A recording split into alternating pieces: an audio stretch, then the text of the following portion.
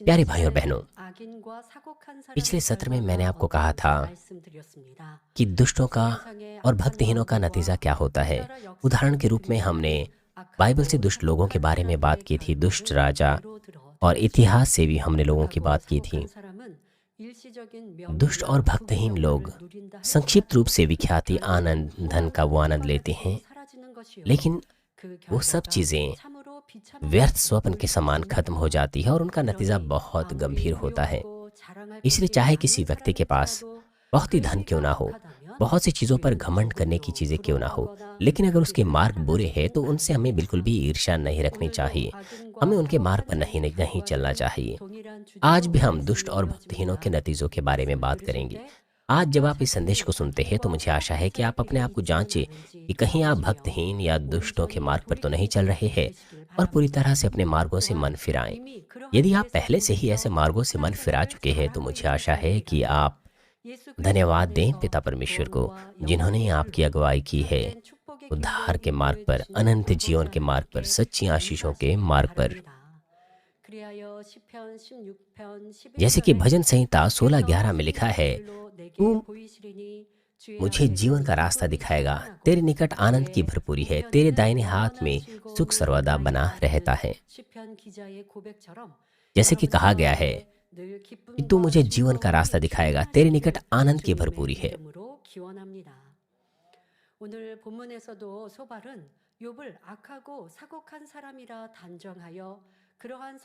आज के पाठ में भी सोपर इस बात को दर्शाता है कि अय्यूब दुष्ट है और भक्तहीन है।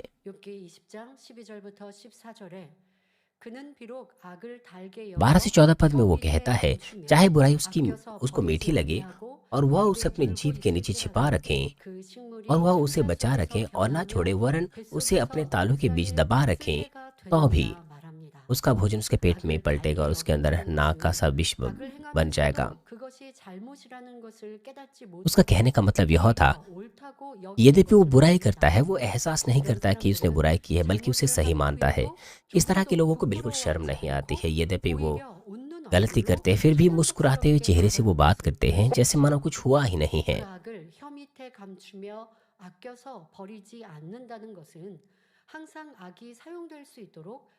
अपनी जीभ के नीचे छिपा रखना, बुराई को अपनी जीभ के नीचे छुपा रखने का मतलब है कि वो कभी भी अपनी बुराई को बोल सकता है, क्योंकि वो बुराई को मीठा मानता है, इसीलिए वो उसे अपनी जुबान के नीचे छिपा रखता है, उसे जाने नहीं देता। आपको क्या लगता है, क्या आपको भी बुराई मीठी लगती है, क्या अच्छी लगती है? आप सोचिए इस बारे में। आप ऐसा कह सकते हैं कि मैं तो बुराई से बैर रखता हूँ, मुझे तो घृणा है बुराई से, मैं तो उसे बहुत बुरा मानता हूँ। इस तरह के विचार आपके पास हो सकते हैं। अगर सचमुच ऐसा है तो आप बुराई को दूर करेंगे। यदि आप सचमुच बुराई को बुरा मानते हैं तो कैसे अपने हृदय में आप उसे रख सकते हैं? परंतु लोग आसानी से कह तो देते हैं कि वे बुराई से बैर रखते हैं, पर असल में ऐसा नहीं होता। क्या आप बुराई को मीठा मानते हैं?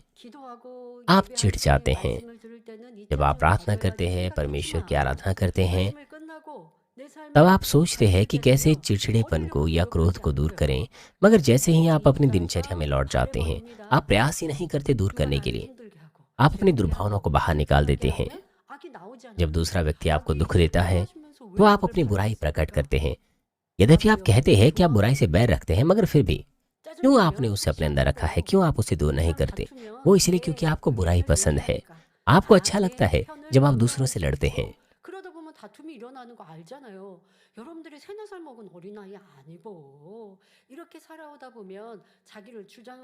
जब आप इस तरह का जीवन जीते हैं, जब आप अपनी ही बात पर जोर देते हैं, तो झगड़े उत्पन्न होते हैं। अय्यूब के इन संदेशों को वर्षों तक हमने सुना है, इसलिए अपनी ही बात पर हमें जोर नहीं देना चाहिए। जब हम अपनी ही बात पर जोर दे तो झगड़े होते हैं, मगर फिर भी लोग अपनी अपनी बातों पर जोर देते हैं, अपनी अपनी राय पर अटक जाते हैं। इसीलिए इसीलिए वो अपनी ही बुराई को प्रेम करते हैं, अपनी बुराई को पसंद करते हैं, इसीलिए उन्हें अपनी बुराई मीठी लगती है। इसीलिए आपको ये पता होना चाहिए, आपको इस बात को मान लेना है, कि आपके अंदर बुराई है। भले ही आप यह क्यों ना सोचें कि आपको बुराई दूर करनी है, मगर जैसे ही कोई आपको दुख देता है, आप बुराई बाहर निकालते हैं, आप झगड़ते हैं, आप दुखी हो जाते हैं। ऐसा इसीलिए होता है क्योंकि आपको बुराई पसंद है। 지금 소발이 볼 때 욥은 악을 버려야 하는데 오히려 악을 달콤하게 여겨 혀 सोपर की 밑에 दृष्टि में 감추어 놓음으로써 अय्यूब ने 어쩌면 बुराई को 이것을 दूर नहीं किया था, उसने 먹어서라도 उसे मीठा माना 말아먹는 था, 것입니다. उसने उसे अपनी जुबान के तले दबाया हुआ था, 소발은 इसलिए वो उसका 욥이 इस्तेमाल कभी भी 하나님을 कर सकता था। 원망하는 말을 यहाँ 악이라고 पर सोपर 표현하고 있습니다. अय्यूब की शिकायत 친구들이 परमेश्वर के 욥을 विरुद्ध उसे 계속 बुराई कहता है। 책망해 यद्यपि 왔는데도 उसके मित्र 욥이 लगातार उसे डांट 원망의 रहे 말을 थे, 버리지 않고 मगर 혀 밑에 अय्यूब फिर 두고 भी 사용하니 अपनी 이에는 नाराजगी की बातों 악을 को 버리지 बंद नहीं कर 않고 रहा था, बल्कि 입에 अपनी 물고 जुबान 있다고 के तले 표현하고 रखे हुए था। 있지요. 그러나 욥의 ऐसा कहने के 친구들은 द्वारा जब सोपर 이보다 कहता 더 है 큰 악을 달게 여겨 입에 감추어 행하고 있으니 कि 얼마나 अय्यूब ने 무서운 अपनी बुराई दूर नहीं 일입니까? की है, बल्कि उसने अपनी 사실은 जुबान के नीचे रखा 친구들이 है। 욥보다 월등히 악한데 वो अय्यूब को इस तरह से 자기들의 कह रहे थे, 잘못은 मगर 조금도 असल में ऐसा 인정하지 है कि 못하고 वो अय्यूब से 욥만 ज्यादा बुरे 책망하고 थे। 있습니다. 물론 हालांकि 제대로 सत्य की ज्योति 비춰보면 में यह 욥은 स्पष्ट था कि अय्यूब 분명히 गलत था। 잘못하고 있습니다. 만일 욥이 영의 अगर 사람이었다면 अय्यूब आत्मा का जन होता, 친구들로부터 तो अगर कोई 오르내리는 उसके 말을 दाहिने गाल पर 좋아할 मारता, 때 वो दूसरा उसकी ओर फेर 결국은 देता। 돌려댔을 것이고 더구나 और 하나님 साथ ही 앞에 따지거나 वो 원망할 리가 बिल्कुल भी 없이 विवाद नहीं करता, बहस 그러나 नहीं करता, 욥은 परमेश्वर के 육의 विरुद्ध 사람 नहीं 가운데 कुड़कुड़ाता। 선하고 यद्यपि 정직한 शारीरिक जनों 사람이었음에도 में तो अय्यूब 아직 धर्मी था, 영의 사람이 लेकिन 아닙니다. अभी वह आत्मा का 육의 जन नहीं 사람이기 था। 때문에 शारीरिक जन होने के 자신의 नाते 눈이 वो नहीं 악을 जानता था कि उसके 보고도 कार्य बुरे हैं, बल्कि 오히려 वो उन्हें सही 옳다고 मान रहा था। 생각합니다. 그래서 본인은 당연히 इसीलिए वो 하나님께 गलत 물을 फहमी में 것을 था 묻고 कि जो कुछ उसे 만나보니 할 पूछना 말을 है 하고 वो 있다고 सही पूछ रहा है, जो कुछ 생각합니다. परमेश्वर के समक्ष उसको कहना 그러나 है 하나님 वो सही कह रहा है। 받으실 때에는 욥을 यद्यपि 악하다고 할 수 परमेश्वर 악하다고 하실 수밖에 की दृष्टि 없죠. में हाँ अय्यूब 진리로 बुरा 보면 था, 욥은 악합니다. 그러나 मगर सत्य की 동일한 ज्योति 육의 में हाँ 사람인 सत्य की 친구들 ज्योति में अय्यूब बुरा 입장에서도 था। 자신들보다 나은 욥을 यद्यपि परमेश्वर की दृष्टि 악하다고 में वो 말할 बुरा था, 수는 मगर 없다는 उसके जन 것입니다. जो स्वयं 친구들은 शारीरिक लोग थे, वो 나보다 इस 선한 योग्य 사람을 नहीं थे, स्थिति में 악하다고 नहीं थे कि 말하는 वो 건 उससे 너무나 बुरा 어렵지 कहें, 않습니까? 아니, 그 사람도 분명 부족한 게 있으니까 क्योंकि वो 내가 उससे 그거를 बेहतर नहीं थे। 말하는 거예요. 할 수 없잖아요. 지금 आपसे जो 소발처럼 बेहतर 그 व्यक्ति है 사람에 उसको 대해서 बुरा 내가 कहना, 악하다고 हाँ उसके 말하려고 अंदर 하니까 내한테 गलतियां 찔림이 हो सकती हैं, 되는데 कमियां हो सकती हैं, 그럴 때 진정 선을 쫓는 사람은 어떻게 해요? 입을 다문다고요. 아니 나는 저 사람보다 못한데 내가 무슨 말을 할 수 있겠어? 이게 진짜 양심이 있는 모습이죠. 친구들은 지금 욥보다 더 악하면서 अय्यूब के 욥을 मित्र 저주하고 अय्यूब से कहीं 이기고 ज्यादा बुरे थे, 하나님을 줄 때 फिर भी वो 욥의 अय्यूब 친구들은 심히 अन्याय कर 악한 रहे थे। 것입니다. इसलिए परमेश्वर की 욥은 दृष्टि में 악을 अय्यूब के 못 मित्र 보고 ज्यादा 그럴 बुरे थे, 뿐이지만 욥의 친구들이야말로 क्योंकि अय्यूब 스스로 वो कार्य 악을 कर रहा 선하게 था 여겨 혀 밑에 जिन्हें वो 감추어 जानता ही नहीं था 행하는 कि वो बुरे हैं। 장본인들이기 때문입니다. 예를 들어 앞서 소발은 इससे पहले 내 जब सोपर 마음이 कहता है 책망을 들으니 कि मैं 초급하여 वो डांट सुनता हूँ 신기롭게 जिससे मेरा तिरस्कार 답변하겠다고 होता है 한 और 말들이 समझ की आत्मा मुझे 오히려 उत्तर देती 자기 है, 변명에 वो केवल 지나지 अपने लिए 않았습니다. बहाने बना रहा था। 소발은 욥의 말을 들으면서 सोपर जब अय्यूब की 양심이 बातें सुन 찔려 रहा था 변명거리를 तो उसके 찾다 विवेक में 보니 दोष 조금 महसूस हुआ, 초급하기도 इसीलिए 하고 वो 결국 बहाने बना रहा है। 반전이 일어나게 ऐसा कहने के 되었다는 द्वारा वो अंदर से भड़क 스스로도 उठता है, 말하지 않을 수 नतीजन 있어요. उसके अंदर दुर्भावनाएं 이처럼 भड़क उठती 책망을 हैं। 들을 때 हम 변명하는 देख सकते हैं 사람의 जो लोग 입장은 बहाना बनाते हैं, जब 자기의 उन्हें डांटा 오름을 जाता है वो अपने 변론하려는 आप को सही 것입니다. होने पर जोर देते हैं, 결국 इसलिए 어리석은 उनकी 말이 जो 나올 बातें हैं वो 수밖에 अंत में 없습니다. 스스로 गंदगी 잘못이 ही उगलती हैं। 인정되면 잠잠히 यदि वो 입을 स्वयं से अपनी 다물고 गलतियां मान लें 변명하지 않는 तो 편이 उनके लिए बुद्धिमानी यह 진리인 होगी 것입니다. कि वो बहाने ना 그런데 बनाएं बल्कि 중요한 शांत रहें। 것은 महत्वपूर्ण 이것을 बात यह है 욥의 कि 친구들의 हमें 문제로 여길 것이 इसे 아니라 केवल अय्यूब के मित्रों की 성령의 समस्या नहीं समझनी 인도하심 चाहिए, 가운데 बल्कि खुद को जांचना 우리가 चाहिए 자신을 पवित्र आत्मा की 발견할 अगुवाई के 수 द्वारा, 있어야 मदद के 한다는 द्वारा। 것입니다.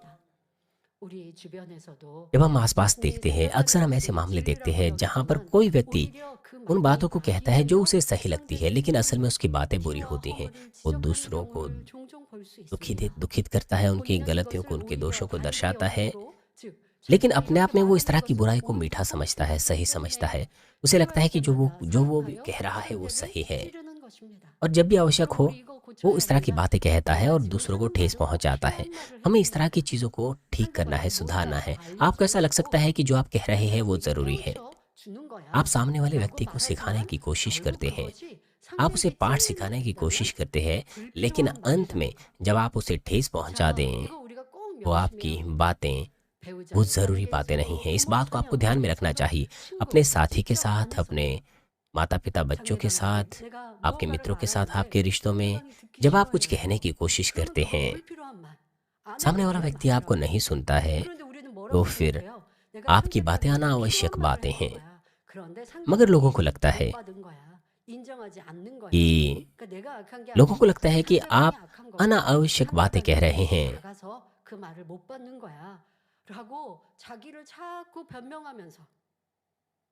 लेकिन सामने वाले व्यक्ति का जो पात्र है वो भी संकरा है, बुरा है, इसलिए वो उन बातों को नहीं मान पाता है।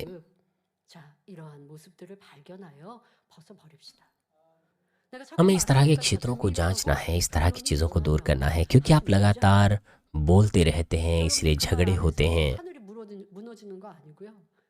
그 말 안에서 상대가 악을 쫓아가는 거 아니라고요.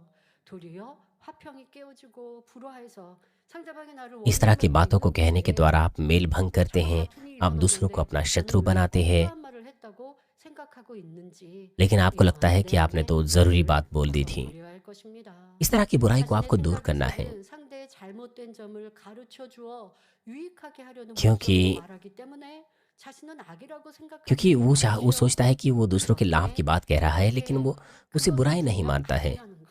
कुछ लोग सोचते हैं कि ये सही है, इस तरह से वो दूसरों को अनदेखा करते हैं, दूसरों को डांटते हैं। कुछ लोग दूसरों को डांटने और दूसरों को अनदेखा करने के द्वारा अपने आप को सही मानते हैं। और कुछ लोग बुराई से भरे होते हैं और जानबूझकर दूसरों को ठेस पहुंचाते हैं। आप बेहतर चीजें करने की कोशिश करते हैं, लेकिन मेल भंग हो जाता है, झगड़े उत्पन्न होते हैं। और इस तरह की बातें जब बार बार होती हैं तो आपको रुक जाना चाहिए। लेकिन अगर आप इस तरह की चीज़ों को दोहराने देते हैं तो आपको पता होना चाहिए कि आपने कुछ अनावश्यक कहा है, और आपको निर्णय लेना चाहिए कि इस तरह की चीज़ें आप ना कहें। 그런데도 하고 있으면 그건 여러분 모르고 하는 사람보다 더 나쁜 것이고요. 그리고 내가 의도적으로 내가 이런 말을 और 하면 साथ ही अगर आप 상대방이 जानबूझकर, 상대방이 주춤하고 जबकि आप जानते हैं कि ऐसा कहने से सामने वाले व्यक्ति को ठेस 그러한 पहुंचेगी, 걸 알면서도 일부러 찌르는 말을 फिर भी 하면 अगर आप 사람이 जानबूझकर 더 악한 것이죠. दूसरे व्यक्ति के विरुद्ध ठेस भरी बातें कहें तो आप और भी कहीं ज्यादा बुरे हैं। 상대가 두려워서 말을 안 할 뿐인데 जो व्यक्ति डांट पाता है वो शांत रहता है, क्योंकि वो डर जाता है। 먼저 입 다물지 뭐. 상대가 한 말을 수긍해서가 아니고 상대가 옳은 말을 해서가 아니라 그냥 내가 상대방하고 이러다가 다툼이 일어나니까 아니면 상대방이 나보다 더 윗사람이니까 그냥 내가 물러선 거에 불과한데, 그런데 지적하는 사람, 자꾸 말을 하는 사람, 이 사람은요, 상대방이 내 말을 마음에서 인정하고 받아들였구나라고 착각하는 이런 जिन 경우도 있습니다.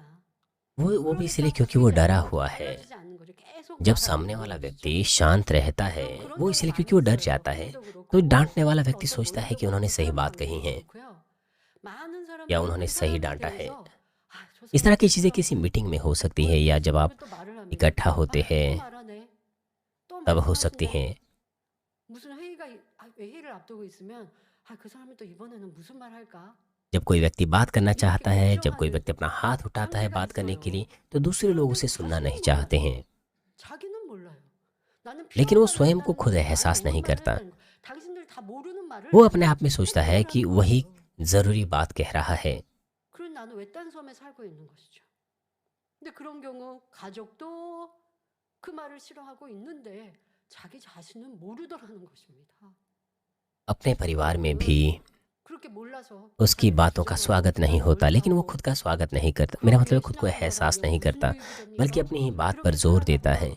अगर आप इस तरह का मसीह जीवन जीते हैं तो इससे आपको क्या लाभ मिलेगा? दूसरों के साथ रिश्तों में क्या लाभ आपको मिलेगा? दूसरे लोग आपको छोड़ देंगे, वो आपके विरुद्ध दुर्भावनाएं रखेंगे। आपको ऐसा लग सकता है कि आप कुछ ज़रूरी बात कहने की कोशिश कर रहे हैं, मगर दूसरे लोगों को यह पसंद नहीं आता। आपको इस तरह के लोग नहीं बनना है। इसलिए आप जहाँ भी हो आपका वहाँ स्वागत नहीं होता, और यह देखकर आपको बड़ा दुख होगा। हालांकि परमेश्वर के राज्य में अगर इस तरह का व्यक्ति होगा तो मेल भंग हो जाएगा। जहाँ कहीं भी इस तरह का व्यक्ति होगा वहाँ मेल भंग हो जाएगा। आपको पता होना चाहिए, भले ही हमने कुछ बात सही भी कही हो, लेकिन प्रेम के बगैर हम दूसरों को नहीं बदल सकते। अगर हम प्रभु के हृदय से दूसरों को डांटेंगे, जिसने ना तो कभी धुआं देती हुई बत्ती को बुझाया, ना कुचले हुए सरकंडे को तोड़ा, तो इस तरह का व्यक्ति बदलाव का फल बनकर उभरेगा। विपरीत ओर, अगर हमारी बातों में दुर्भावनाएं हैं, प्रेम ना हो, तो जो नतीजा है वो विपरीत होगा। हम उसके अंदर दुर्भावनाएं उत्पन्न करेंगे, नाराजगी उत्पन्न करेंगे। जिन बातों में बुराई होती है, दुर्भावनाएं होती है, उन बातों के द्वारा हम दूसरों को नहीं छू सकते, बल्कि हम उसे ठोकर खिलाते हैं। अय्यूब के मित्रों के साथ यही मामला था। अपनी दुर्भावनाओं के चलते अय्यूब के मित्र अय्यूब की गलतियां दर्शा रहे थे और उनकी डांट गंभीर और गंभीर होती गई। उस बिंदु तक वो अय्यूब को पहले ही बहुत बार बुरा बोल चुके थे। उससे भी बढ़कर आज के पाठ में भी वो अय्यूब की आलोचना करते हैं, इस तरह के व्यंग्यों का इस्तेमाल करते हुए।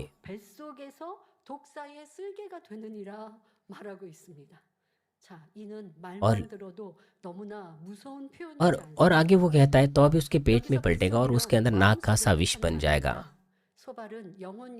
उसका पेट का मतलब है उसका हृदय, क्योंकि सोपर आत्मा, प्राण और देह को नहीं जानता था। वो शारीरिक रूप से इन चीजों को दर्शा रहा था, यह दर्शाने के लिए कि अय्यूब का हृदय किस तरह से बुराई से भरा है। इसीलिए वो व्यंग्यात्मक रूप से कह रहा था कि जो बुराई तेरे जुबान से, जो बुराई तेरे जुबान में है, वो तेरे पेट में चली जाती है और उसके अंदर नाग का सा विष बन जाती है। इससे पहले वो कह रहा था कि उसकी जुबान के अंदर भी बुराई है, लेकिन अब वो उससे भी आगे बढ़ता है। अब वो कहता है कि उसका जो हृदय है वो बुराई से भरा हुआ है, इसलिए उसने अपनी जो जुबान में के तले छिपाया हुआ है वो उसके पेट में चला जाएगा। उसका मतलब है कि वो अपने हृदय में बुराई से भरा हुआ है। वो व्यंग्यात्मक रूप से इस बात को कह रहा था। सोपर का कहने का मतलब यह था कि तेरे मुंह की बुराई तेरे हृदय में जाती है और वो बुराई तेरे हृदय को भर देती है, जिस तरह से नाग का विष हो जाता है। नाग जो है वो बहुत विषैला सांप होता है और मनुष्य को मार भी देता है। आत्मिक रूप से जो नाग है वो शत्रु, दुष्ट और शैतान को दर्शाता है और उसका विष मृत्यु को दर्शाता है। नाग से भी अधिक विष दर्शाने के लिए वो यहाँ पर नाग के विष को दर्शाता है, क्योंकि नाग अगर किसी को काट ले तो इंसान मर जाता है।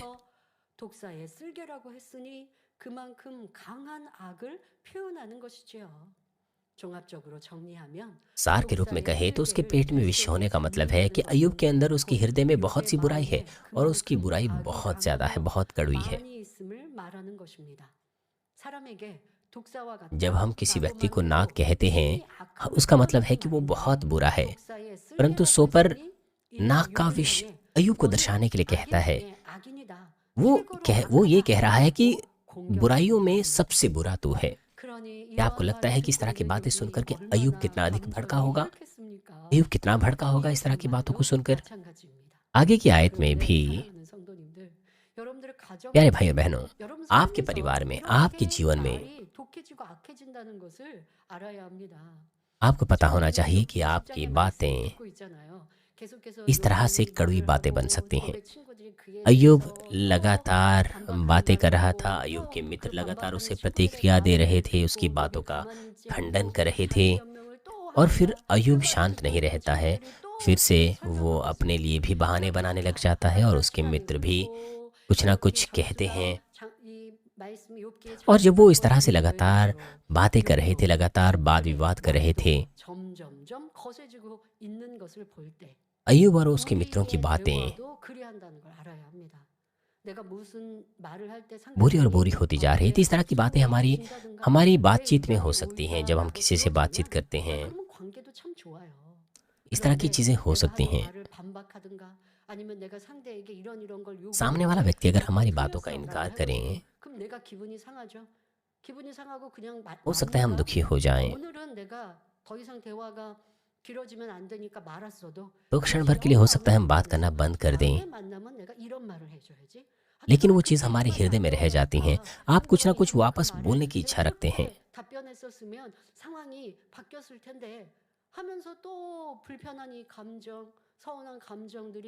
많은 말들을 만들어냅니다.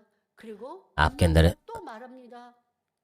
इस 아니면 तरह से 내 आप कुछ ना 혼자서 कुछ बोलने की 지적해주는 वापस इच्छा 대로 रखते हैं। 그렇게 आपके अंदर इस तरह की 얘기해주고 बुराई रहती है, आप बहुत सारी 그리고 बातों को अपने अंदर 감정으로 रखते हैं 말을 और जब आप 아니면 फिर 내 से मिलते 삶을 हैं तो आप 찾아서까지 फिर 얘기를 उसी उन 하고 बातों को बोलते हैं। 상대방이 듣기 फिर वो 싫어하는 말들까지 वाद 하고 विवाद जब बढ़ता है 지금처럼 तब आप दूसरों की कमी 상대방에게 घटियों को 독설을 दर्शाते हैं।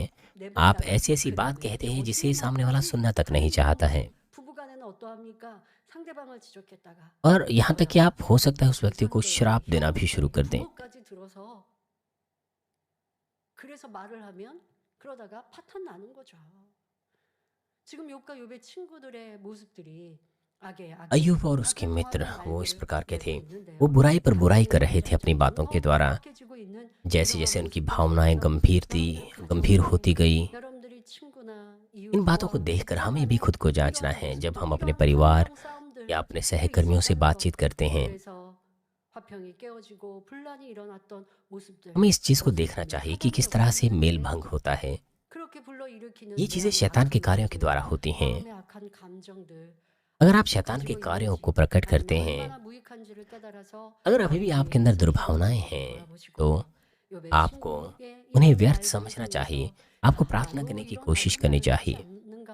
이런 것들을 발견하고 회개하고 화평을 쫓는 마음 안에 이런 감정들을 벗어버리는 우리가 मुझे आशा 되어야 है 합니다. कि आप सभी 그리고 प्रकार की दुर्भावनाओं 상대방에게 को, 감정 बुरी 상담을 भावनाओं को 하더라도 दूर करेंगे। 감정이 계속 सामने 격해지면 वाला व्यक्ति भले 악한 ही 말로 더 ठेस 화를 पहुंचाने 키울 वाली 수밖에 बातें हमें 없으니 क्यों ना कहें, 그러지 말자라고 다짐하고 내 마음에 변하는 이런 이 요동치고 있는 악한 감정들도 다 जब आप 빼내버리는 भड़क 거 उठते हैं, 합시다.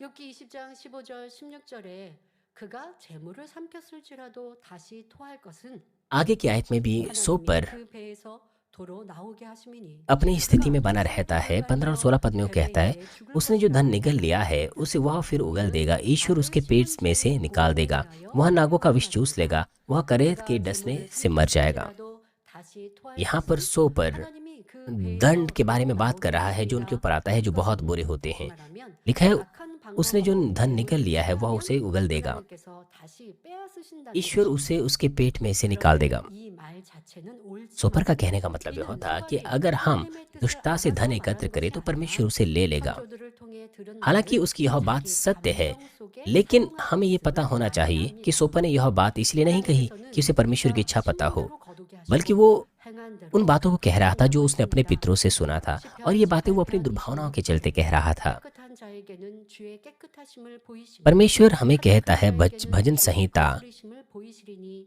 말씀했고 갈라디아서 6장 7절에 18:26 में परमेश्वर हमसे कहता है, शुद्ध के साथ तू अपने को शुद्ध दिखाता और टेढ़े के साथ तू तिरछा बनता है।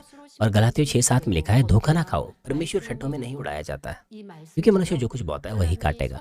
जैसे कि कहा गया है, यही स्वाभाविक है, अगर हम भलाई बोएंगे तो बुराई ही, मेरा मतलब भलाई ही काटेंगे। दूसरी तरफ अगर हम बुराई बोएंगे तो बुराई ही काटेंगे। अगर हम कोरिया के इतिहास को देखें या विश्व के इतिहास को देखें तो हम देखते हैं कि बुरे करने वालों का अंत बहुत बुरा हुआ। आज ये प्रकृति का नियम है, परमेश्वर का प्रावधान और आत्मिक संसार का नियम है। कोई व्यक्ति जब भक्तहीन मार्ग पर चलता है, अपने लाभ के पीछे चलता है, हो सकता है वो सफल हो जाए, दूसरों को वो धोखा दें, कुछ क्षण तक चीजों को सहज कर लें, लेकिन उन चीजों का आनंद वो केवल अस्थायी रूप से लेता है, क्योंकि हमारा परमेश्वर जीवित है। इसीलिए जो बुराई है उसका अंत हो जाता है।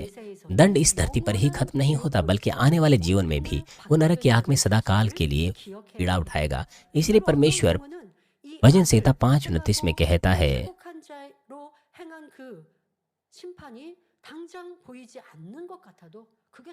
कि जिन्होंने बुराई की है वे दंड के पुनरुत्थान के लिए जी उठेंगे। हो सकता है तुरंत ही उन्हें सजा ना मिले, इसका मतलब है कि उन्हें इस धरती पर पश्चाताप का मौका नहीं मिला, क्योंकि वे बुराई पर चलते हैं, भक्तहीनों के मार्ग पर चलते हैं। इसीलिए इस धरती पर भी उनका अंत बुरा होता है, और फिर इस धरती पर ही नहीं बल्कि आने वाले जीवन में भी वो सदा काल के लिए पीड़ा उठाएंगे।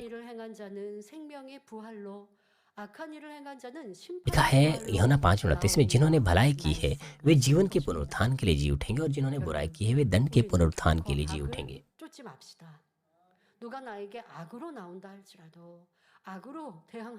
सामने वाला व्यक्ति चाहे हमारे विरुद्ध बुराई ही क्यों ना करें, अगर हम बुराई से ही प्रतिक्रिया देंगे तो हम भी उसी के जैसे हैं। लेकिन अगर हम उस व्यक्ति के साथ भलाई करेंगे तो परमेश्वर हमारी ओर होगा। अंततः सामने वाला व्यक्ति भले ही बुराई के पीछे क्यों ना चले, बुराई के पीछे चलते हुए उसके अंदर कोई शांति नहीं होगी। बुराई उगलते वक्त भी वो पीड़ा में रहेगा, दुख में रहेगा।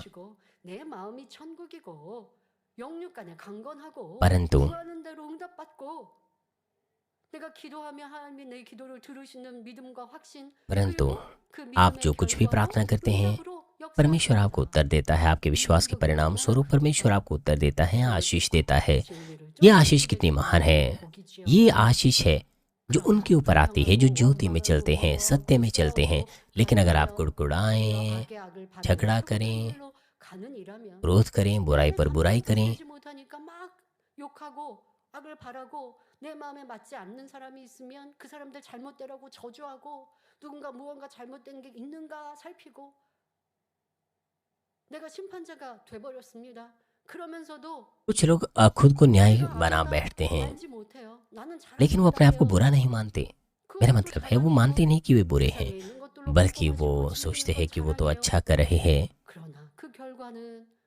जो कुछ उसके पास इस संसार में है वो उस बात पर घमंड करते हैं, लेकिन जो नतीजा है वो अनंत मृत्यु है, अनंत सजा है। हमें बुद्धिमान मसीही बनना है।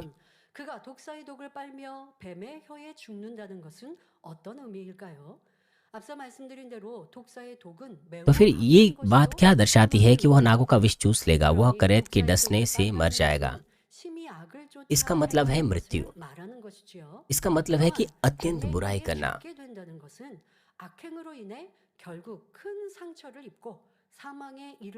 उसका मतलब है कि उसके बुरे कामों से उसका बड़ा नुकसान होगा और अंत में उसकी मृत्यु हो जाएगी। सोपर कह रहा है कि अय्यूब इतना बुरा व्यक्ति है कि उसको अत्यंत दंड मिलेगा। असल में ये अय्यूब के मित्र ही थे जिनको दंड मिलना था। इसलिए अगर हम अय्यूब के पुस्तक के अंत में जाएं तो हम देखते हैं कि इन तीनों मित्रों ने परमेश्वर के क्रोध को भड़काया। अंततः अय्यूब की मध्यस्थता की प्रार्थना के द्वारा परमेश्वर ने उन्हें पश्चाताप का मौका दिया और उन्हें क्षमा किया। हालांकि ऐसा नहीं है कि अय्यूब के ऊपर वो दंड उसकी बुराई के चलते आ रहे थे, बल्कि परमेश्वर उसे शोधित कर रहा था, उसे सिद्ध बनाने के लिए। परंतु परमेश्वर के इस तरह के प्रावधान को ना जानते हुए सोपर कह रहा था कि अय्यूब जो है वो भक्तिहीन व्यक्ति है और दुष्ट व्यक्ति है, और लगातार वो बुरी बातें कह रहा था। इस तरह की बातें कितनी मूर्खता है, कितनी व्यर्थ है। परमेश्वर का हृदय उसके मित्रों के विचारों के अनुसार नहीं था, परंतु वो अय्यूब की आलोचना कर रहे थे। तो परमेश्वर क्या कहता?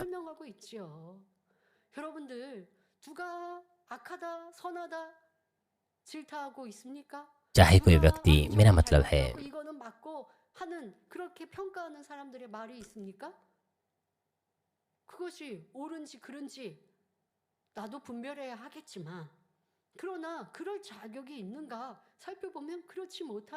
आपको चीजों की पहचान करनी चाहिए।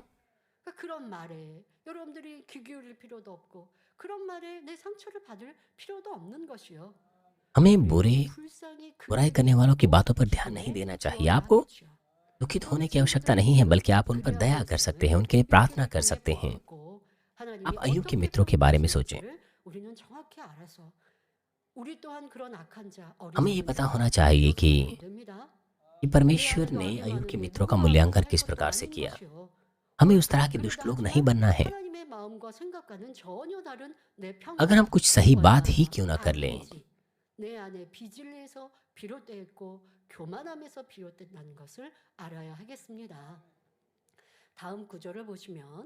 आगे की आयत में वो कहता है कि वहाँ नदियों अर्थात मधु और दही की नदियों को देखने ना पाएगा।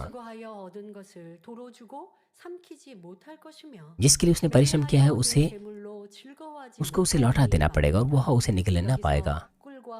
उसकी मोल ली हुई वस्तुओं से जितना आनंद होना चाहिए उतना उसको ना मिलेगा।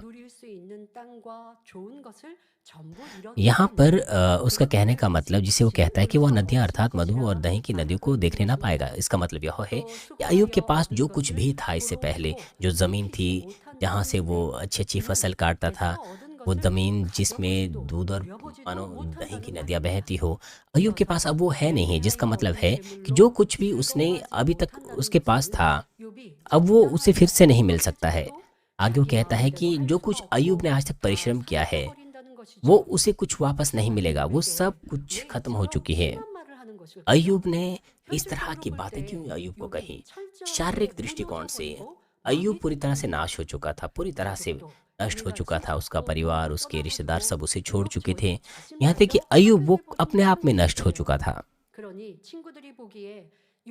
इस प्रकार उसके मित्रों की दृष्टि में ये बहुत असंभव था कि वो फिर से ठीक हो जाए, अपने पैरों पर फिर से खड़ा हो सके। ये बहुत असंभव था कि कोई भी उसके आसपास उसकी कोई मदद करे कि वो फिर से खड़ा हो सके, क्योंकि अय्यूब की परिस्थिति पूरी तरह से आ, ना ठीक होने वाली लग रही थी। इसलिए उसके मित्र इस तरह की बातें कर रहे थे। प्यारे भाई और बहनों, क्या आप में से कोई ऐसा है जो पाता है कि आप पूरी तरह से नष्ट हो चुके हैं और आपको लगता है कि अब आप फिर से खड़े नहीं हो सकते, जैसे कि अय्यूब था? वो विश्वास नहीं है, बल्कि वो शारीरिक विचार है। विश्वास अपने सामर्थ्य पर विश्वास करना नहीं, बल्कि परमेश्वर पर विश्वास करना है। परमेश्वर की सामर्थ्य मनुष्यों की सीमाओं से परे है। वो इस तरह से कार्य करता है जो मनुष्यों के विचारों से परे हैं। जब सर्वशक्तिमान परमेश्वर जो चीज़ों को कुछ नहीं से उत्पन्न करता है, जब वो हस्तक्षेप करता है तो कुछ भी क्षण भर में हो सकता है।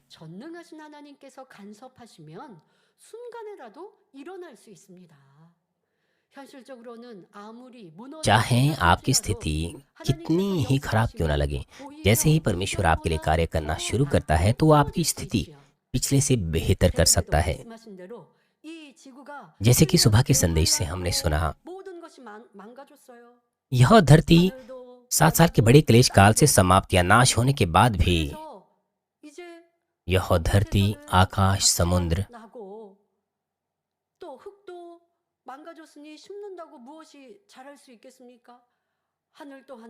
मेरा मतलब है सब कुछ नाश हो जाएगा। आकाश, पृथ्वी, समुद्र, सब कुछ नष्ट हो जाएगा, भ्रष्ट हो जाएगा। आजकल के दिनों में भी हमें मौसम की जो स्थिति है बहुत खराब नज़र आती हैं। जंगलों में आग लग रही है जो आसानी से बुझती नहीं है।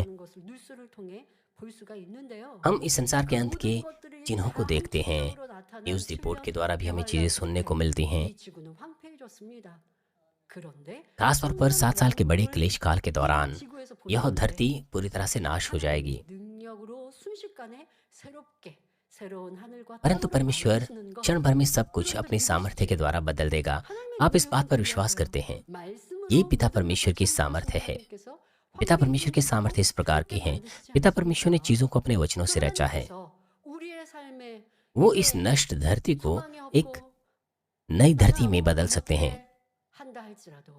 हो सकता है आपको लगे कि आपके पास कोई आशा नहीं है, आप कुछ नहीं कर पा रहे हैं, लेकिन अगर आप पूरी तरह से परमेश्वर पर भरोसा रखें, पश्चाताप करें, पाप की दीवार को ढा दें, सत्य पर चलें, तो परमेश्वर सब कुछ नया बना सकता है।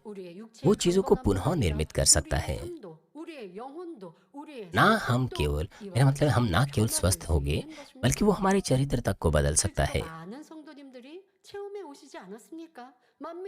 बहुत से लोगों ने असल में इसका अनुभव किया है पूरे मानव के इतिहास में।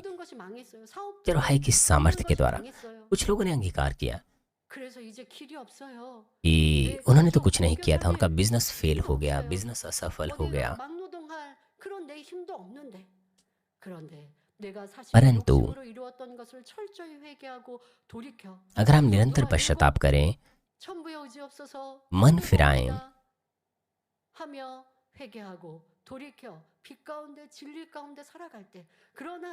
परमेश्वर के पास आएं, ज्योति में जीवन जीने लग जाएं, मेरा मतलब है आपको निरंतर आजमाइशों के दौरान अपने आप को नम्र करना है, नम्रता के साथ कार्य करना है, दीनता के साथ कार्य करना है। तो फिर किसी समय बिंदु पर परमेश्वर आपको स्वीकारेगा और परमेश्वर आपको ठीक कर देगा। और फिर परमेश्वर आपकी अगुवाई सफलता की ओर करेगा। भले ही आप मृत्यु के कगार पर क्यों ना हो, लेकिन सीनियर पास्टर से प्रार्थना ग्रहण करने के बाद वो लोग स्वस्थ हो गए, वो लोग चलने फिरने लग गए और उन्होंने निर्णय लिया कि वो परमेश्वर के प्रति विश्वास योग्य रहेंगे। हमारे पास ऐसी बहुत सारी गवाहियां हैं। कुछ लोगों के परिवार नष्ट हो गए थे, वो तलाक लेने वाले थे, उनके बच्चों की समस्याएं थी, वो ठीक नहीं हो पा रहे थे, लेकिन सुसमाचार, पवित्रता का सुसमाचार सुनने के बाद लोगों ने पश्चाताप किया और उनके परिवार फिर से एकजुट हो गए और वो खुशी से अपना जीवन जीने लग गए। इसीलिए अगर आप परमेश्वर को प्रसन्न करें तो परमेश्वर आपको आशीष दे सकता है क्षण भर में। वो आपकी किसी भी समस्या को सुलझा सकता है। भले ही आपको कोई ऐसी बीमारी क्यों ना लगी हो जो दवाओं से ठीक नहीं हो सकती हैं, लेकिन अगर आप अपनी पाप की दीवार को ढूंढ लें और मन फिराएं तो वो पूरी तरह से आपको चंगा करेगा। इसीलिए आप कैसी ही परिस्थिति में क्यों ना हो, मैं आपसे विनती करती हूँ कि आप परमेश्वर की सामर्थ्य पर भरोसा रखें और विश्वास रखें।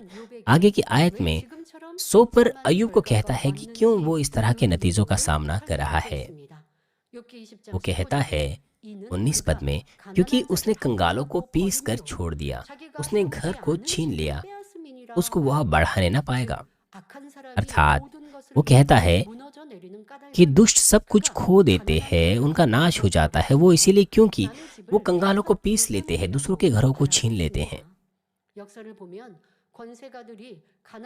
इतिहास में हम ऐसे मामले देखते हैं जिन लोगों के पास अधिकार था, उन्होंने गरीबों की मदद नहीं की, बल्कि उनकी संपत्ति को छीन लिया। परमेश्वर की दृष्टि में ये बिल्कुल ऐसे जैसे कंगालों को पीस लेना और उनके घरों को छीन लेना। परंतु अय्यूब इस तरह का दुष्ट व्यक्ति नहीं था। वो इस तरह का दुष्ट व्यक्ति नहीं था, बजाय इसके वो ऐसा व्यक्ति था जो कंगालों की मदद करता था, कमजोरों को खड़ा करता था। इसीलिए परमेश्वर की दृष्टि में अय्यूब धर्मी व्यक्ति था, निर्दोष व्यक्ति था। लेकिन अय्यूब इस तरह की बातें अपनी दुर्भावना के चलते कह रहा था और अय्यूब की आलोचना कर रहा था। मित्र के रूप में उसे सांत्वना देने के बजाय वो और अधिक दुख उसे दे रहा था।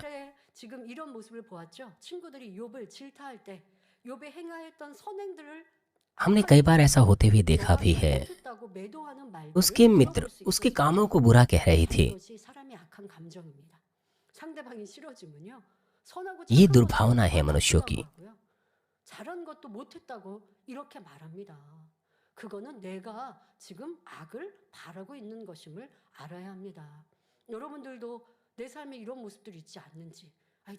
आपके अंदर, आपके जीवन में भी ऐसे क्षेत्र हो सकते हैं जहां पर आप जब किसी व्यक्ति को पसंद नहीं करते हैं तो यद्यपि वो कुछ अच्छा भी क्यों ना करे फिर भी आप उसे बुरा कहते हैं।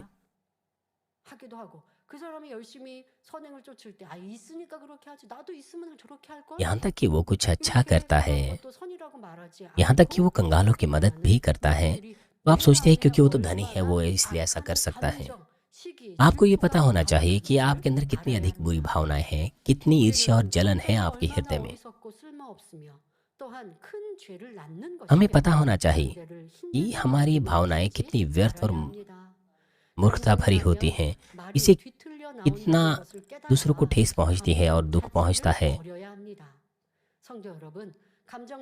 हमारी भावनाओं से हमारी बातें बिगड़ जाती है, इसलिए हमें अपनी भावनाओं को अपने वश में रखना चाहिए। प्यारे भाई और बहनों, भावनाओं को ही दूर करने का मतलब यह नहीं कि आप कुछ भी महसूस ना करें। यहाँ पर भावनाएं उन सामान्य भावनाओं के विषय में नहीं जो किसी के पास भी हो सकती हैं। आपको बेहतर समझाने के लिए मैं संक्षिप्त रूप से, विशेष रूप से आपसे कहूंगी, आमतौर पर जो भावनाएं हैं वो हमारे हृदय की अवस्था को किसी विशेष परिस्थिति या किसी विशेष घटना में जो होती है उसे दर्शाता है, जैसे कि दुख, खुशी, चिंता, इस तरह की चीजें। इस धरती पर रहते हुए हर व्यक्ति अलग अलग प्रकार की भावनाओं का अनुभव करते हैं जब उनकी जुताई हो रही होती है। लेकिन जिन भावनाओं को हमें दूर करना है वो है नाराजगी की भावनाएं, क्रोध की भावनाएं जो हमारे अंदर होती हैं जब हम नाखुश होते हैं तब।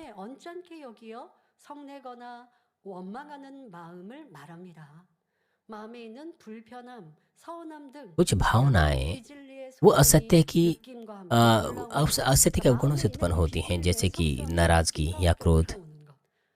इस तरह 악한 के असत्य के 감정 जो अवगुण 이렇게 हैं, 표현하기도 하는데요. 우리가 버리자, 다스리자 하는 이 감정은 바로 악한 감정을 말합니다. 이러한 여러 감정 중에서도 악한 감정, 이것을 가리켜서 버려야 한다, 다스려야 한다, 제어하자라고 표현하는 것이지요. 이러한 감정은 우리를 ये जो 해롭게 बुरी 하는 भावनाएं होती हैं जिनके बारे में हम बात कर रहे हैं, 사람과의 ये 관계 जो बुरी 속에 भावना है, 감정이 폭발하게 कई 되면 कई भावनाओं 그것이 में से 죄범하게 ये भी 되지요. एक भावना है। 이처럼 나쁜 감정은 진리에 어긋나는 것이며 이러한 감정 때문에 दूसरों के 싸움이 रिश्तों में जब 일어나는 हमारे रिश्ते 것이 खराब होते 꼭 हैं, हमारी 버려야 भावनाओं 하는 के चलते हम 것입니다. कई पाप कर बैठते हैं। 교회 हम 친구들도 हम देख सकते हैं कि 처음에는 जो 욕을 दुर्भावनाएं होती हैं 미워하려 वो 합니다. सत्य के अनुसार नहीं 물론 हैं। 끝에 इससे बुराई 마음이 उत्पन्न होती है, 바뀌니 इसीलिए हमें इन्हें दूर 훼손을 करना 받는 चाहिए। 말까지 나오고 शुरुआत में तो अय्यूब के 있습니다. मित्र उसे सांत्वना देने आए थे, मगर जब उनकी जो भावनाएं हैं विवाद के चलते गहराती गई, तो अंत में वो सीमा से परे चले गए। और 100 पर 20 पद में कहता है, लालसा के मारे उसको कभी शांति नहीं मिलती थी, इसलिए वह अपनी कोई मनभावनी वस्तु बचा ना सकेगा। कोई वस्तु उसका कौर बिना हुए ना बचती थी, इसलिए उसका कुशल बनाना रहेगा। इन आयतों में वो दुष्ट व्यक्ति को दर्शाता है और वो अय्यूब को दर्शा रहा है, कहते हुए कि लालसा के मारे उसको कभी शांति नहीं मिलती है, इसलिए उसको उसकी मनभावनी वस्तु ना बचा सकेगा। हम याकूब 1:15 में देखते हैं कि फिर अभिलाषा गर्भवती होकर पाप को जनती है, तो पाप बढ़ जाता है और मृत्यु को उत्पन्न करता है। जब आप धन, विख्याति, अधिकार की लालसा रखते हैं, तो फिर आप अनियंत्रित हो जाते हैं, फिर आप अन्याय भी करने लग जाते हैं उन चीज़ों को पाने के लिए। अगर आपके पास विश्वास है तो उस विश्वास से आप पहाड़ को भी आज्ञा दे सकते हैं कि वो अपनी जगह से हट जाएं। लेकिन अगर आप अभिलाषा अपने अंदर रखें, अगर आप पैसों का लालच अपने अंदर रखें, तो आप सही मार्ग से भटक जाते हैं। कुछ लोग तो किस जैसे न कैसे अधिकार और सामर्थ्य को पाने की कोशिश करते हैं, अधिकार और विख्याति को पाने की कोशिश करते हैं। वो हर तरह के मार्गों का इस्तेमाल करते हैं, हर तरह के मार्गों को अपनाते हैं। वो बिल्कुल भी हिचकिचाते नहीं, यद्यपि वो पूरे मार्ग पर चल रहे हैं। और 100 पर भी अय्यूब को इस तरह का व्यक्ति दर्शा रहा है, क्योंकि वो शारीरिक दृष्टि से अय्यूब को देख रहा है। परंतु आत्मिक दृष्टिकोण से ऐसा नहीं कि अय्यूब लालची था या दुष्ट था, जिससे वो अपने परिवार को नहीं बचा पाया, अपने परिवार को या खुद को नहीं बचा पाया।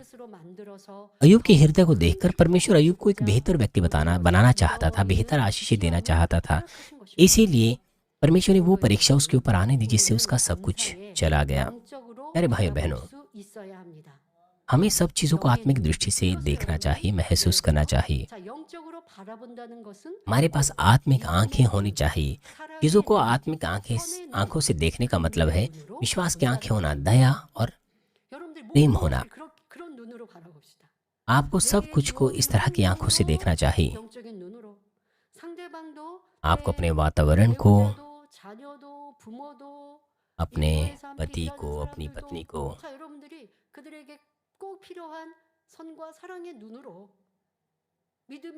आपको उन्हें विश्वास की दृष्टि से, भलाई की दृष्टि से देखना है। अगर आप ऐसा करेंगे तो आप विजयी होंगे। अन्यथा अगर आप अय्यूब के मित्रों के समान कार्य करेंगे, अगर आप अय्यूब के मित्रों के समान कार्य करेंगे, तो आप अंत में दूसरों का न्याय और निंदा कर बैठेंगे। अय्यूब के मित्र अय्यूब को कह रहे थे कि वो अब फिर से खड़ा नहीं हो सकता है, वो बहुत बुरा है, बहुत दुष्ट है। और वो ये भी कह रहे थे कि उसका नतीजा क्या होगा। यदि हम दूसरों को इस तरह की शारीरिक दृष्टि से देखें, तो हम केवल पाप को ही जन्म देंगे। उदाहरण के लिए मान लीजिए कोई व्यक्ति कोई गंभीर पाप करता है, परमेश्वर का अनादर करता है, तो आप उसे किस तरह की दृष्टि से देखते हैं? हो सकता है सीधे रूप से आप उसे ना दर्शाएं, लेकिन अगर आप उसका न्याय और निंदा अपने मन में करें, तो इसका मतलब है कि आप शारीरिक दृष्टि से उसे देख रहे हैं। एक स्त्री जिसने व्यभिचार किया था, यीशु ने कहा, यद्यपि वो पकड़ी गई, पर यीशु कहता है कि मैं भी तेरा न्याय नहीं करता। 죄인 취급하지 않으심은 물론 और यीशु ने उसे कहा कि फिर से पाप ना करना। 힘을 부여해 주셨습니다. 이처럼 ऐसा कहने के 아버지 द्वारा 하나님의 마음이 उसने उसे पापी के 이미 रूप में नहीं 지옥 माना, 방패를 बल्कि उसे 받아 कहा कि वो मन 사망에 फिराए। 이를 수밖에 없는 자녀라도 यहाँ हम देख सकते हैं 어찌하든 살릴 길을 찾기 कि एक 원하십니다. आत्मा जो मृत्यु के लिए नियुक्त है, जो नरक जाने के लिए नियुक्त है, लेकिन परमेश्वर चाहता है कि वो जैसे न कैसे बचाए जा सके। 꼭 सीनियर 성도들이 पास्टर 죄를 짓고 परमेश्वर के इस तरह के 돌아왔을 때 हृदय को 한 번도 समझता 그를 है। 정죄하지 मेरा मतलब है 않으시고 सीनियर पास्टर परमेश्वर के इस तरह के हृदय को समझते हैं। 있도록 기회를 주시며 इसीलिए एक 힘을 व्यक्ति जिसने 부여해 पाप किया, 주셨습니다. न्याय निंदा की, चर्च को छोड़ के चला गया, मगर सीनियर पास्टर ने उसकी न्याय निंदा नहीं की, बल्कि सीनियर पास्टर ने उसके हृदय को समझा। सीनियर पास्टर ने उस व्यक्ति को तसल्ली दी ताकि वो परिपूर्णता को पुनः प्राप्त कर सके। सीनियर पास्टर ने इस तरह के व्यक्ति को भी गले लगाया। हालांकि ऐसा समय भी था जब सीनियर पास्टर को पवित्र आत्मा की प्रेरणा मिली कि वो एक किसी व्यक्ति को डांटे, पर वो अभी उसकी आत्मा के उद्धार के लिए ही था। सीनियर पास्टर ने ऐसा इसलिए किया ताकि वो निरंतर पश्चाताप करे, मन फिराए और फिर से वो पाप कभी ना करें। यहाँ तक कि जब उन्होंने कुछ सदस्यों को मृत्यु को ले जाने वाले पापों को करते हुए भी देखा, तब भी सीनियर पास्टर ने परमेश्वर से उनके उद्धार के लिए प्रार्थना की, उनके बदलाव के लिए इंतजार किया। ये है आत्मिक दृष्टि से एक आत्मा पर दृष्टि करना। एक और उदाहरण मैं आपको देती हूँ। मैंने भी सीनियर पास्टर के इस तरह के भले कामों को देखा है।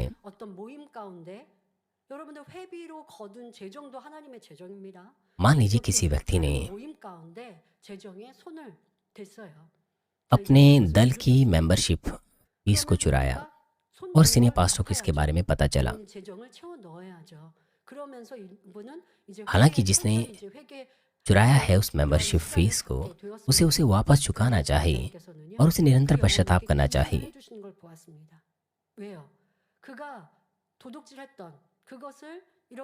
लेकिन मैंने देखा है सीनियर पास्टर उस व्यक्ति को आर्थिक रूप से मदद देते हैं, क्योंकि सीनियर पास्टर जानते थे 넣는 것으로 약속을 했거든요. 그러면 안 그래도 쉽지 않은 상황에서 이유가 되지는 않지만 그러니까 도적질을 했다라고 하나님의 것을 हालांकि ये कोई आसान चीज़ नहीं थी। वो व्यक्ति आर्थिक रूप से मुश्किलों से गुजर रहा था, इसलिए वो मेंबरशिप फीस को चुरा रहा था और बहाने बना रहा था। 채워 넣는다고 하면 그러면 굉장히 심히 육적으로 어렵잖아요. 영적으로도 하나님께 담이 되었고 육적으로도 그런 상황인데 이것을 또 헤어 나오려면 इस तरह से उसने पाप की दीवार को खड़ा कर दिया था और उसे पश्चाताप करना था, मन फिराना था। 헤어 나올 수 없지 않겠느냐. 그러니 내가 구제했어. सीनियर पास्टर को उसके बारे में चिंता थी, इसीलिए सीनियर पास्टर ने 감사함으로 민망한 마음으로 उसे 이렇게 आर्थिक रूप से मदद की। 모습도 보일 수 있도록 도와주고자 한다 하시는 모습을 보면서 야 아버지 하나님의 선이 이러하시구나. उन्हें देखकर मैंने भी एहसास किया कि ये है वो भलाई जो पिता परमेश्वर के पास है। दूसरे लोग सोचते हैं कि मेरा मतलब है ये है हमारे प्रेमी पिता परमेश्वर, हमें पिता परमेश्वर के हृदय को समझना है। सीनियर पास्टर परमेश्वर के पिता परमेश्वर के इस तरह के हृदय को जानते थे और उन्होंने इस तरह से कार्य किया। इसलिए हमें दूसरे लोगों को आत्मिक दृष्टि से देखना है। हमें खुद को मुड़कर जांचना चाहिए। एक और उदाहरण मैं आपको देती हूँ। मान लीजिए कोई व्यक्ति किसी कष्ट का सामना कर रहा है, किसी बीमारी में या फिर किसी बीमारी में पड़ा हुआ है या उसका सब कुछ खत्म होने वाला है। अगर आप उस पर ये कहकर न्याय करें, ये सोचकर न्याय करें कि वो इस तरह की आजमाइश से क्यों गुजर रहा है या कौन सा पाप उसने किया है, वो अवश्य ही इस तरह की आजमाइश से गुजरा है क्योंकि उसने वचन के अनुसार नहीं जिया है। इसका मतलब है कि आप उसे शारीरिक दृष्टि से देख रहे हैं। अगर आप शारीरिक दृष्टि से दूसरों को देखेंगे तो आप उनके बारे में बकवाद करेंगे, उन्हें ठेस पहुंचाएंगे, यहाँ तक कि उन्हें ठोकर खिलाएंगे। परमेश्वर हमारे हृदय को देखता है, हमारे दिखावे को नहीं या हमारे प्रकटीकरण को नहीं।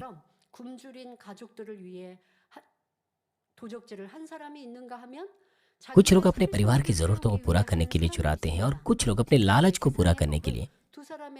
हो सकता है संसारिक कानून दोनों व्यक्ति को चोर माने, लेकिन हमारा परमेश्वर जो हृदय को देखता है वो अपने न्याय को अलग अलग तरीके से लागू करता है हर व्यक्ति पर। याकूब 2:9 हमें कहता है, पर यदि तुम पक्षपात करते हो तो पाप करते हो और व्यवस्था तुम्हें अपराधी ठहराती है। इसीलिए हमें जो कुछ हम देखते केवल उसी के आधार पर हमें टिप्पणी नहीं करनी चाहिए और हमें दूसरों की न्याय निंदा और भी नहीं करनी चाहिए उसकी भीतरी हृदय को जाने बगैर। अगर हम किसी आत्मा को देखें जो थक गई है, हार गई है आजमाइश और परीक्षा के दौरान, तो हमें उसके अंदर जैसे न कैसे विश्वास बोना चाहिए, उसे ताकत देनी चाहिए, उसे उत्साहित करना चाहिए कि वो फिर से खड़ा हो सके। यद्यपि अय्यूब के मित्र उसे तसल्ली देने आए थे, लेकिन वो शारीरिक दृष्टि से अय्यूब को देख रहे थे, इसीलिए उन्होंने उसे गलत समझा, उसका न्याय किया, निंदा की, उसे दुख दिया। उन्होंने सत्य की बातों को जो उन्होंने अपने पितरों से सुनी थी, उन्होंने उन बातों को इस्तेमाल किया उसे सिखाने के लिए, जबकि वो उन बातों पर खुद से नहीं चलते थे।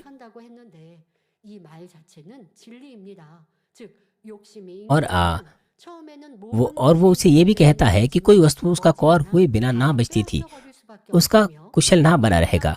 हालांकि उसकी यह बात तो सच है, क्योंकि सोपर के लिए यद्यपि अय्यूब के पास सब कुछ था, लेकिन वो सब कुछ खत्म हो गया। उसका कहने का मतलब यह था कि अय्यूब, क्योंकि तू एक लालची व्यक्ति है और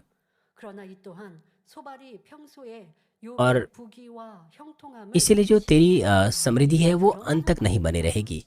उसकी यह बात यहाँ पर दर्शाती है कि वो अय्यूब से, उसके धन संपत्ति से किस तरह से ईर्ष्या रखता था। सोपर अगर आत्मिक व्यक्ति होता तो वो अय्यूब की समृद्धि से आनंदित होता, मगर क्योंकि वो एक शारीरिक व्यक्ति था, इसीलिए उसकी हृदय की गहराई में छुपी हुई जलन थी। सोपर की बातों के द्वारा हमें जांचना चाहिए कि कहीं हम भी दूसरों की न्याय निंदा तो नहीं करते हैं।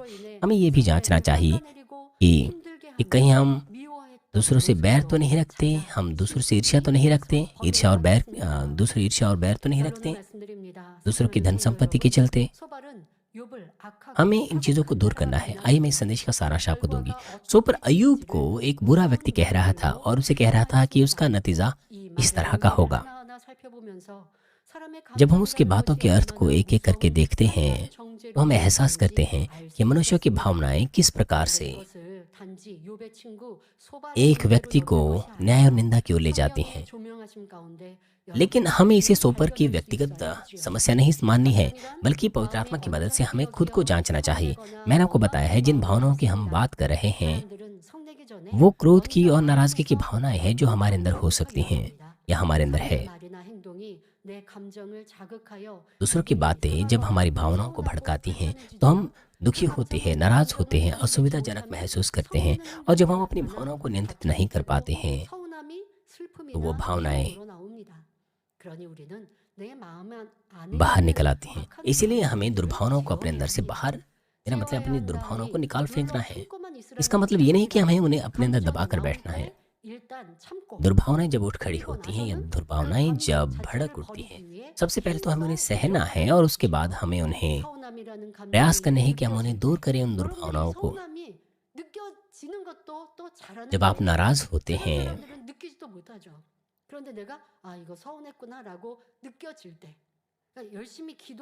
जब हम नाराज होते हैं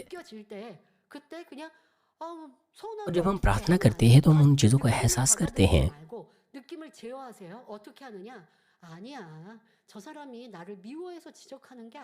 हमें इस तरह से सोचना चाहिए कि वो व्यक्ति मुझे बैर के चलते नहीं डांट रहा है, बल्कि वो ऐसा इसीलिए कह रहा है कि मैं एक बेहतर व्यक्ति बन सकूं। इसीलिए जिस क्षण वो भावना उत्पन्न होती है हमें उस वक्त सोचना चाहिए, हमें उन भावनाओं को ग्रहण नहीं करना चाहिए। इस तरह की भावनाओं को हमें ग्रहण नहीं करना चाहिए।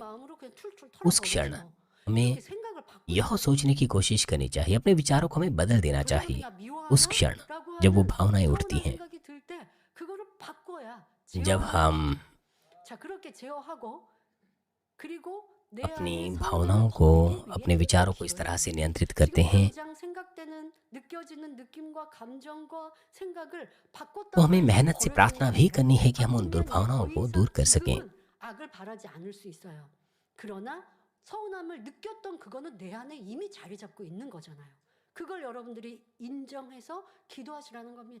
हमें इस बात को मान लेना चाहिए कि हमारे हृदय में दुर्भावनाएं हैं और हमें उन्हें दूर करना है।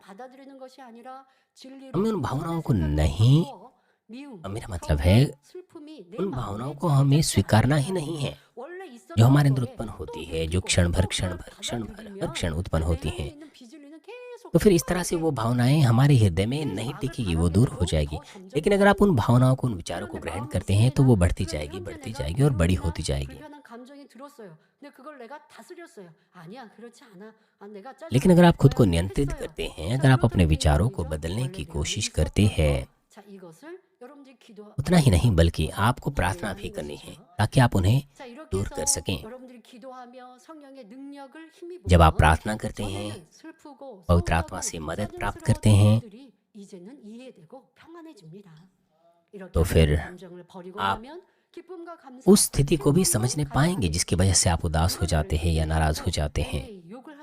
यदि आप इस तरह की दुर्भावनाओं को दूर करें तो केवल आनंद से और धन्यवाद से ही आप उमड़ेंगे, आपके अंदर खुशी उमड़ेगी। सामने वाला व्यक्ति भले ही हमें दुख क्यों ना दे, हमारा तिरस्कार ही क्यों ना करें अन्यायिक रूप से, तब भी हमें चिंतित होने की, दुखित होने की आवश्यकता नहीं है। यह है सच्ची शांति प्रभु में। क्रूस उठाने से पहले प्रभु ने अपने चेलों से कहा, मैंने ये बातें तुमसे इसीलिए कही कि तुम्हें मुझ में शांति मिले। संसार में तुम्हें कलेश होता है, परंतु ढांढस बांधो, मैंने संसार को जीत लिया है। यीशु ने उनसे कहा कि भले ही कलेश आएंगे लेकिन तुम्हारे अंदर शांति रहेगी।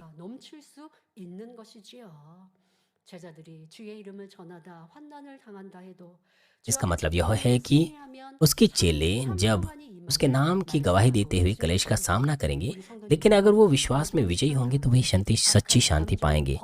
मैं प्रभु के नाम से प्रार्थना करती हूँ कि आप भी दुर्भावनाओं को दूर करें, हमारे प्रभु के सदृश बने और भलाई और प्रेम का कार्य करें ताकि आप सच्ची शांति से भर जाएं। आइए आज के संदेश पर सोचते हुए सभी लोग साथ मिलकर प्रार्थना करेंगे। 우리 안에 악한 감정들이 얼마나 무익함을 들어봅니다. 또한 소발이 옳은 말을 하기도 합니다. 악을 행하고 사곡한 자의 길에 그 결과가 얼마나 비참함을 말하지만, 그러나 이 또한도 욥에게는 해당되지 않는 말인데, 소발이 자기의 악한 감정으로 인해 친구 욥을 판단 정죄하고 있는 악한 모습도 볼 수 있었습니다. 이러한 모습이 내 안에 있지 않는지 살펴보고 이제 변화되는 저희 모두가 되게 하여 주옵소서. 능력 주옵소서. 감사드리며 우리 주 예수 그리스도의 이름으로 기도하옵나이다. 아멘. 당회장님의 환자를 위한 기도를 받겠습니다. 아픈 곳이 सीनी पास्टर की प्रार्थना ग्रहण करेंगे। अगर आप बीमार हैं अपना हाथ अपने बीमार अंगों पर रखें, और अगर आप बीमार नहीं हैं अपना हाथ अपनी छाती पर रखें। अपने हृदय की इच्छाओं के लिए इस प्रार्थना को विश्वास से ग्रहण करें। हालेलुया। सर्वशक्तिमान हमारे प्रेमी पिता परमेश्वर, कृपया अपना हाथ तमाम विश्वासियों पर रखें जो इस वक्त इस प्रार्थना को ग्रहण कर रहे हैं। समय और दूरी को मिटाते हुए अपना कार्य उन लोगों पर प्रकट कीजिए जो GCN के द्वारा, इंटरनेट के द्वारा, शाखा और संघीय कलीसियाओं में और परमेश्वर की संतान संसार भर में ग्रहण कर रहे हैं। हृदय से विश्वास करने के योग्य उन्हें विश्वास दीजिए। नकारात्मक विचार और शक दूर कीजिए। तमाम क्लेश और आजमाइशें उनसे दूर कीजिए। सिर से लेकर पैर तक सभी अंदरूनी अंग, कोशिकाएं, उत्तक और तंत्रिकाएं और जो भी बीमार अंग है उन्हें पवित्र आत्मा की आग के द्वारा झुलसा दीजिए और मूल ज्योति के द्वारा। यीशु मसीह के नाम से मैं आज्ञा देता हूँ, शत्रु, दुष्ट और शैतान, सभी बीमारियां, रोगाणु, विषाणु और निर्बलताएं दूर हो, ज्योति आ जाएं। पिता परमेश्वर, कृपया उनके तमाम असाध्य और अंतकारी रोग पवित्र आत्मा की आग के द्वारा झुलसा दीजिए। तमाम प्रकार की महामारियां, मलेरिया सहित दूर कीजिए। सभी संक्रामक रोग जैसे कि जुकाम और बुखार उनसे दूर हो, उन्हें सुरक्षा दीजिए। सभी प्रकार के रोगाणु और विषाणुओं से, तमाम पेट, फेफड़े, जिगर, छाती, यूट्रिन और आंतों के कैंसर से उन्हें चंगा कीजिए। एड्स, लुकेमिया, दिमागी रक्तघात, उच्च रक्तचाप, धीमा रक्तचाप, मधुमेह, थायराइड की समस्याएं, हृदय, फेफड़े और स्त्री रोग और तमाम सूजन और जलन दूर हो और साफ हो जाएं। पोलियो, लकवा, गठिया और हर्निएटेड डिस्क से उन्हें चंगा कीजिए। पेट दर्द, सिर दर्द, मानसिक दर्द और सभी दूसरे दर्द गायब हो जाएं। मिर्गी, स्वलिनता, उदासी, तंत्रिका रोग और दूसरी मानसिक बीमारियां उनसे दूर हो। सभी प्रकार के लकवे खुल जाएं। उठें, चलें और कूदें। आंखें सामान्य देखने लगें, कान सामान्य सुनने लगें। अंधे देखने लगे, बहरे सुनने लगे और गूंगे बोलने लग जाएं। उन्हें तमाम प्रकार के दुर्घटना के दुष्प्रभाव से चंगा कीजिए, उनकी टूटी हड्डियां जोड़ दीजिए, उन्हें जलन से ठीक कीजिए। जलन और दहन संवेदना उनसे दूर हो। पिता, कोई दाग वहां न रह जाए। सभी प्रकार की नशे की लत से, जहर पदार्थ और उनके इस्तेमाल से साफ हो जाओ। मृतक कोशिकाओं तंत्रिकाओं को फिर से जला दीजिए, मृतकों को जला दीजिए। उन्हें गर्भधारण की आशीष दीजिए। आप गर्भधारण की आशीष प्राप्त करने पाएं। यीशु मसीह के नाम से मैं आज्ञा देता हूँ, शत्रु दुष्ट और शैतान, हवाओं के सामर्थ्य के शासक, स्वर्गीय स्थानों की बुराई की सेनाएं और उनके दास दूर हो। बुरी, अशुद्ध, झूठी, धोखे की और अलग करने वाली आत्माएं और अंधकार के तमाम बल दूर हो। दुष्टता के तमाम बंधन खुल जाएं, अंधकार दूर हो, ज्योति आ जाए। पिता परमेश्वर, उन्हें ताकत दीजिए कि वे प्रार्थनाओं में पुकारें। पापों को दूर करने की उन्हें सामर्थ्य दीजिए और वो पवित्र होने पाए। जब उनका प्राण समृद्ध होता है, सब बातों में वे भले चंगे रहें और उनके परिवारों में भी सुसमाचार का प्रचार किया जाए। उन्हें तमाम दुर्घटना और विपत्तियों से पूरे सप्ताह भर सुरक्षा दीजिए और आशीष दीजिए कि एक समृद्ध जीवन बिना समस्या के वे जी सकें। पवित्र आत्मा के अग्नि में बाड़े में स्वर्गीय सेना, स्वर्गदूतों और अपनी धधकती आंखों के द्वारा अपने सभी बच्चों को, उनके घर, कार्यशालाओं और व्यापारों को सुरक्षा दीजिए। विद्यार्थियों को बुद्धि और समझ दीजिए। जोश और जुनून मेहनत से पढ़ाई करने के लिए उन्हें दीजिए। कृपया उनका हृदय और मन संसारिक चीजों से बचाएं और वो परमेश्वर को और भी अधिक जुनून के साथ प्रेम करने पाएं। चाहे आपके बच्चे खाएं, पिएं या जो कुछ भी करें, इन सब में वो अपना जीवन पिता परमेश्वर आपको महिमा देते हुए जीने पाएं। वे जीवित परमेश्वर की गवाही ये कहकर देने पाएं कि मैं परमेश्वर से मिला हूँ, मैंने परमेश्वर का अनुभव किया है, उससे उत्तर और आशीषें प्राप्त किए हैं। पिता परमेश्वर, आपका धन्यवाद। सारी महिमा केवल आपको मिले। हमारे प्रभु यीशु मसीह के नाम से मैं प्रार्थना करता हूँ, आमीन।